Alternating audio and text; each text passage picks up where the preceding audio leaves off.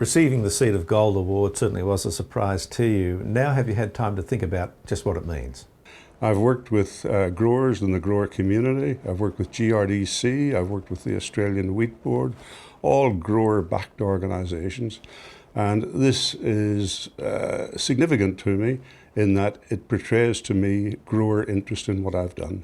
And you received that award effectively because of the lifetime of work that's been dedicated to the grains industry. Let's go back and look at where that started. In 1970, you came to Australia from Ireland. What was the reason you came over in the first place? I actually had been doing similar work in Ireland, in stored grain, for about 7 years. And I saw a job being advertised in Australia by the Australian Wheat Board, got the job, and the Australian Wheat Board brought me out to Australia and moved my family out. Very exciting time.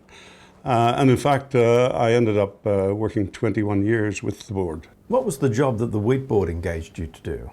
Insect infestation was rife at that particular time, and I was actually aware of that from my position in the UK because I knew that Australian grain coming into UK was often infested.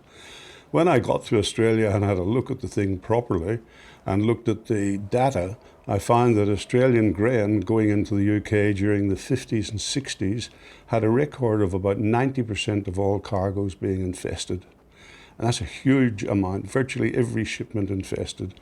I also found that when I got here that the main problem was spreading because the Australian Wheat Board was under pressure, Australia was under pressure of the likelihood of losing major markets for the same reason, particularly China and Russia. So when you say 90% of cargoes were infested, what level of infestation are we talking about? Situations where one could open a grain store and look into a flat horizontal store and see black insect coverage over the whole face of the grain. It was not uncommon to see moth infestation with moths flying regularly and heavily, particularly in the dusk at night, and to see cobwebbing covering the whole face of the grain. So we had combinations of poor hygiene, poor storage conditions, heavy infestation, infestation that once you moved it, of course, contaminated transportation. So you were transporting infested insects or infested grain around the place and ending up with a total system where the pipeline from grower right through to port was an infested pipeline. You then had to start looking at what insecticides were available. Yes, indeed. Phosphine had been used a little bit in the 60s, but not well used. The main insecticide in that particular time was a chemical called malathion, and insects were grossly resistant to it. It had been overused, and insects were virtually able to swim in it, to tell the truth. 100% malathion treatments were not sufficient to overcome many of the insects. So we had to look at how we were going to deal with this particular problem. So we established the National Working Party on Grain Protection, in actual fact initially called Protectants, and National Working Party on Grain Protectants. And we set about providing data to register chemicals that had not previously been registered for grain use. Working with the chemical companies to adapt or come up with new chemistry, was that something that was easy to achieve? The stored grain market is a very small market. No chemical company is going to develop a pesticide to try and deal with stored grain issues. It's much too small a market. So what one had to do was to look at chemicals that were around and about the place being used for other things, vector control, malaria, other things, and see could they be adapted. Was there a methodology whereby we could identify which of those pesticides might make its way in Australia as a grain protectant. So we undertook trials looking at pesticide residues left in the grain, the entomology associated with it, and having done that and arrived at chemicals that we were happy with, we went to the chemical company and said, if you will supply the toxicology, if you will support the chemical internationally, we're quite happy to put our residue and entomology data with that and put it up for registration. What was your long-term strategy for insecticide residue levels? We had a problem, we had to solve it, we had to use pesticides, we had to find new pesticides, but our long-term plan was always once we come over that hump of fixing the insect problem, that we would move towards better and more permanent means of control for the future. And in fact, that is what has happened. How did you adapt the National Residue Survey to the grains industry? The National Residue Survey had in fact been in operation from way back in the 60s, mainly looking at meat and meat products and making sure that they were suitable for human consumption. The grains program came in quite early on, late 60s, but at a very, very low key. And to tell the truth, wasn't as efficient as it should have been way back in those days.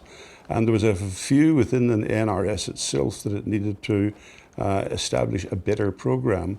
That was brought to a head in 1993 when the government decided it wouldn't fund the National Residue Survey anymore. It was that era when governments were saying, use your pays. So the threat was that the National Residue Survey was going to vanish altogether and not be supported. And that would have been a disaster for the industry because it was providing a monitoring program that was extraordinarily useful and extraordinarily useful to our markets. You've now retired from the National Working Party on grain protection, but how important is it that the work continues?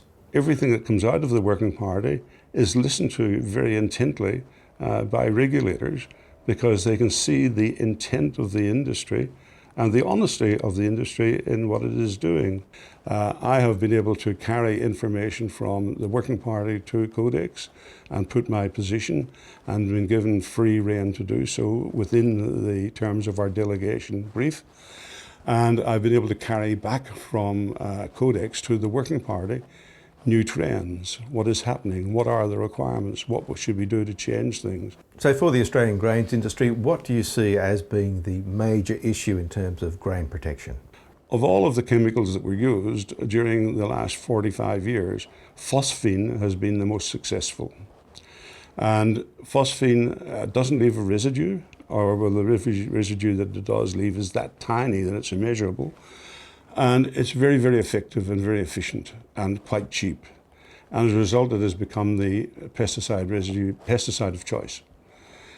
So if phosphine collapsed, the pest control in the industry would fall apart.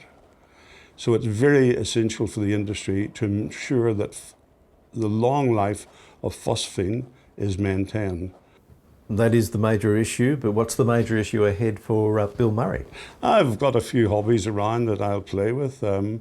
I looked at my computer recently and I've got 26,000 photographs that need fixing, and that's my main interest. I've got a couple of cameras and I enjoy photography. I'll give more time to that. My wife and I'll do a little bit of traveling, but not overseas. I've done enough of that. My wife's done enough of it. We're not, I think our travel will be in Australia, and my camera will be slung across my back, certainly in that. And that will be a major interest to me.